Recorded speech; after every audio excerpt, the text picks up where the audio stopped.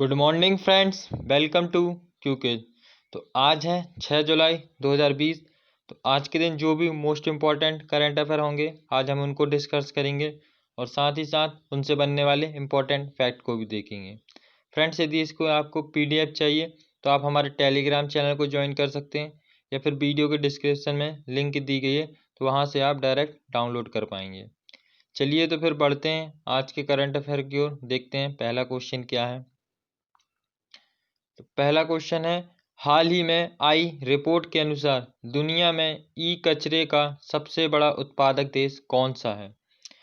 तो फ्रेंड्स, इसका जो सही आंसर है वो है ऑप्शन नंबर बी, चीन। यानी चाइना जो है ई कचरे में सबसे बड़ा उत्पादक देश है। अब ई कचरा क्या होता है? जैसे आपने देखा होगा इलेक्ट्रॉनिक सामान होते हैं, टीवी, फ्रिज, मोबाइल, तो ये जब खराब हो जाते तो ये ई कचरे के रूप में कन्वर्ट हो जाते। तो जो इसका सबसे बड़ा उत्पादक है तो वो है चीन। ये हर साल कितना 10.1 मिलियन टन जो कचरा है वो उत्पाद करता है और इसकी जो रिपोर्ट जारी करता है वो ग्लोबल ई वेस्ट मॉनिटर, इसके द्वारा ये रिपोर्ट जारी करी जाती है। अब इसमें भारत कौन से स्थान पर है? तो भारत इसमें तीसरे स्थान पर आता है और ये 3.2 मिलियन टन हर वर्ष ई कचरे का उत्पादन करता है। तो इसमें फर्स्ट में चाइना आ जाता है और भारत इसमें तीसरा, और जो यूएसए है इसमें दूसरा है। 6.9 मिलियन टन उत्पाद करके कचरे को दूसरे नंबर पर यूएसए आ जाता है। यदि पूरे टोटल वर्ल्ड की बात करें तो एक साल पर 53.6 मिलियन टन जो कचरा है वो उत्पादन होता है ई कचरा। तो फ्रेंड्स, जो इसको जो डाटा दिया गया है आपको ये दिखा रहा है न्यूमेरिकल डाटा। अक्सर आजकल एग्जाम में ये इसी का ट्रेंड है, ऐसे ही क्वेश्चन बनते हैं, अंकों के आधारित पर, आंकड़ों के आधार पर ऐसे क्वेश्चन पूछे जाते हैं। तो इन्हें आप अच्छे से नोट कर लीजिएगा और याद कर लीजिएगा। ठीक है फ्रेंड। और एक चीज़ और बता दूं, ये जो रिपोर्ट है यूनाइटेड नेशन के द्वारा जो है उसके द्वारा जारी की जाती है। चलिए ठीक है, बढ़ते हैं अपन अब नेक्स्ट क्वेश्चन की ओर। हाल ही में किस राज्य सरकार ने आसपास नामक हेल्पलाइन शुरू की है? तो इसका जो सही आंसर हो जाता है वो है ऑप्शन नंबर सी, मध्य प्रदेश। तो मध्य प्रदेश में अभी क्या है, जो सुसाइड करने के केस हैं वो ज़्यादा बढ़ रहे हैं, तो उसी को देखते हुए आसपास नामक एक हेल्पलाइन सेवा शुरू की गई है। इसमें जो सुसाइड करने वाले लोग हों वो अपने आप को अकेला महसूस ना करें, इसी के तहत ये चालू की गई है। तो ये याद रखिएगा। अब मध्य प्रदेश से रिलेटेड कुछ इम्पोर्टेंट करंट अफेयर उनको भी जान लेते हैं। जैसे कुशल श्रमिकों के लिए रोजगार सेतु योजना, जीवन शक्ति योजना, ये सभी मध्य प्रदेश सरकार के द्वारा है। जैसे जीवन अमृत योजना, महिलाओं द्वारा मास्क बनाना, टॉप पेरेंट ऐप स्टूडेंटों के लिए, और संकल्प योजना जो उमरिया जिले में है, ये एमपी पुलिस के द्वारा निकाला गया था बुजुर्गों की सहायता प्रदान करने के लिए। और पुलिस के लिए कर्मवीर पुरस्कार की घोषणा भी मध्य प्रदेश सरकार ने की थी। सबको मिलेगा रोजगार और श्रम सिद्धि योजना, ये भी मध्य प्रदेश सरकार ने। और चरण चरण पादुका योजना और पुनः सीएम संबल योजना, और झाबुआ जिले से दीदी वाहन सेवा की शुरुआत भी मध्य प्रदेश सरकार ने की थी। और मध्य प्रदेश सरकार की जो शिशु मृत्यु दर है, बहुत ही खराब मृत्यु दर इसमें दर्शाया गया है। सबसे खराब है पूछा जाए तो मध्य प्रदेश की है शिशु मृत्यु दर। चलिए अब बढ़ते हैं अपन अब नेक्स्ट क्वेश्चन की ओर। हाल ही में किसने संस्कृत में अपना पहला समाचार पत्रिका कार्यक्रम प्रसारित किया? तो इसका जो सही आंसर है वो है option number B, all India radio. तो इसमें ऑल इंडिया रेडियो में क्या है, 20 मिनट का एक कार्यक्रम होगा जो हर सप्ताह होगा, जिसका नाम रखा गया है संस्कृत साप्ताहिक। तो ये हर शनिवार को रखा जाएगा। तो यहाँ पर जब ऑल इंडिया रेडियो की बात करें तो एक प्रसार भारती का एक ब्रॉडकास्ट है।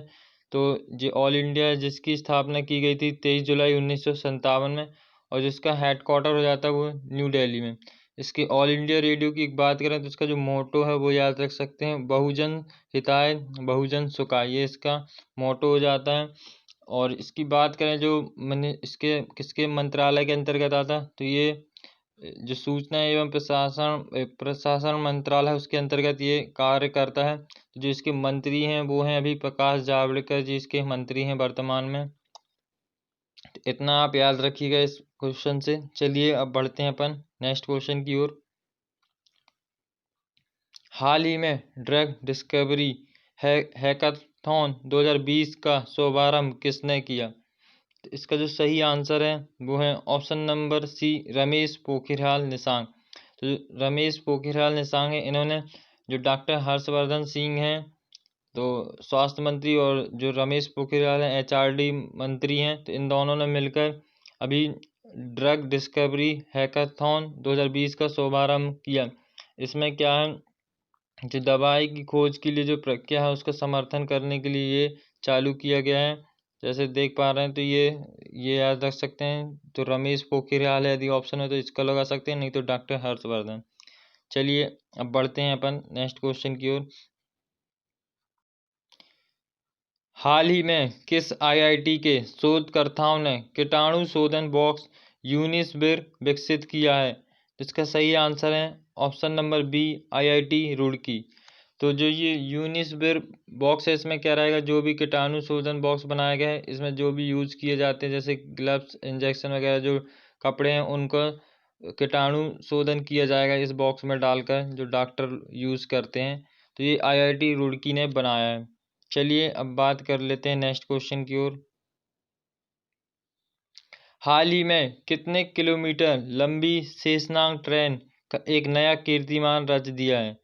तो भारत पर अभी एक शेषनाग ट्रेन चलाई गई है जो उसने एक नया कीर्तिमान रचा है, और ये एक ट्रेन है जिसकी लंबाई है सबसे ज़्यादा अभी तक भारत की ट्रेनों में देखा जाए। तो इसका जो सही आंसर है ऑप्शन नंबर सी, 2.8 किलोमीटर। तो जी फ्रेंड्स, 2.8 किलोमीटर, ना कि मीटर पर, तो ये याद रखिएगा। तो भारतीय रेल ने अभी शेषनाग ट्रेन को जो लॉन्च किया है, तो ये है 2.8 किलोमीटर, इतना आप याद रखिएगा। जैसे इस ट्रेन की बात करें तो ये अभी ट्रेन चलाई जाएगी नागपुर से कोरबा के बीच, और यह एक तरह की मालगाड़ी ट्रेन है। जैसे देख पा रहे हैं अभी आप, इसकी इमेज तक इसमें आ नहीं रही है, बहुत बड़ी ट्रेन है, अंदाज़ा आप लगा ही सकते हैं 2.8 किलोमीटर की है। इसमें क्या है, 251 वैगन है, मतलब जो डब्बे हैं वो 251 है, और जिसको इंजन है वो 6000 हॉर्स पावर का इंजन है, वो भी 4 इंजन लगाए गए हैं इसमें। तो ये याद रखिएगा, और जो 260 किलोमीटर की दूरी ये मात्र 6 घंटे में पूरी कर पाएगी। अब यहाँ पर आइए बात रेलवे की, तो अपन जान लेते भारतीय रेलवे के बारे में। तो 16 अप्रैल 1853 में भारतीय रेलवे की स्थापना की गई थी, और जो इसका हेडक्वार्टर है वो है न्यू दिल्ली में, और जो अभी वर्तमान में इसके चेयरमैन हैं वो हैं BK यादव जी, और मंत्री आप जानते होंगे पीयूष गोयल जी, अभी वर्तमान में मंत्री हैं रेलवे के। चलिए अब देख लेते हैं नेक्स्ट क्वेश्चन क्या है। State of world population 2020 report के अनुसार पूरे विश्व में लापता होने वाली महिलाओं की संख्या में भारत कौन से स्थान पर है? तो इसका जो सही आंसर है वो है ऑप्शन नंबर बी, सेकेंड। तो ये यूनाइटेड नेशन जो पॉपुलेशन फंड है उसके तहत ये रिपोर्ट जारी की जाती है, तो उसमें पूरे विश्व में जो महिलाएं लापता हो जाती है तो उसमें भारत सेकंड स्थान पे है, मतलब जो महिलाएं लापता होती हैं उसमें रैंक बताई जाती है। तो इसमें जो फर्स्ट स्थान पर है वो है कौन, तो चीन इसमें फर्स्ट स्थान पर है, तो ये याद रख सकते हैं। अब जैसे बात करें तो 50 वर्षों का पूरे एक डाटा निकाला गया था, जिसमें देखा गया था कि 50 वर्षों में कितना जो है महिलाएं लापता हुई हैं। तो 14.26 करोड़ लोग अभी पूरे 50 वर्ष में लापता हुए हैं इसमें महिलाओं में। यदि भारत वर्ष की बात करें तो यहाँ से 4.58 करोड़ लोग लापता हुए हैं। ठीक है फ्रेंड्स, 50 वर्षों में। चलिए अब बढ़ते हैं अपन नेक्स्ट क्वेश्चन की ओर। किस केंद्र शासित प्रदेश या राज्य ने पौधे लगाओ पर्यावरण बचाओ अभियान शुरू किया? इसका सही आंसर है ऑप्शन नंबर डी, दिल्ली। तो दिल्ली में अभी जो है वहाँ का एक अभियान है चलाया गया स्कूलों के द्वारा। तो यहाँ पर पौधे लगाओ और पर्यावरण बचाओ ये अभियान चलाया गया है। इसमें क्या है, जो ये अभियान है दिल्ली को प्रदूषित रहित करने के लिए चलाया गया है, और ये 10 जुलाई से चलाया जाएगा 26 जुलाई तक। इसमें क्या है, जो पर्यावरण जो इसका ग्रीन एरिया है दिल्ली का उसको बढ़ाने का उद्देश्य रखा गया है 2021 तक। इसी के तहत ये पौधे लगाओ और पर्यावरण बचाओ अभियान शुरू किया गया। वैसे दिल्ली के आप CM को जानते होंगे, अरविंद केजरीवाल जी यहाँ के अभी वर्तमान में CM हैं। चलिए अब देख लेते हैं नेक्स्ट क्वेश्चन क्या है। किस कंपनी ने भारतीय MSME के लिए ग्लोबल भारत प्रोग्राम शुरू किया? तो इसका सही आंसर है ऑप्शन नंबर बी, सैप। तो SAP ने इसके लिए एक शुरुआत की है। अब इसके बारे में भी जान लेते हैं क्या है। तो जो SAP है एक सॉफ्टवेयर कंपनी है जिसका फुल फॉर्म हो जाता है सिस्टम एप्लीकेशन एंड प्रोडक्ट। तो इसकी स्थापना की गई थी 1972 में, और जो इसका हेडक्वार्टर हो जाता है, इसका हेडक्वार्टर है वुरत्तेमबर्ग, जर्मनी में इसका हेडक्वार्टर है। चलिए अब बढ़ते हैं नेक्स्ट क्वेश्चन की ओर। किसे 2020 का डायना पुरस्कार के लिए चुना गया? तो इसका सही आंसर है ऑप्शन नंबर ए, फ्रे ठकराल। जो फ्रे ठकराल हैं 13 वर्षीय ये युवती हैं, इन्हें अभी डायना पुरस्कार के लिए चुना गया है। ये दिल्ली की हैं और इनको ये चुना गया है। जो डायना पुरस्कार है ये वेल्स की राजकुमारी थी। उन्हीं की जयंती के अवसर पर युवाओं को मानवीय प्रयास के लिए प्रोत्साहित करने के लिए दिया जाता है।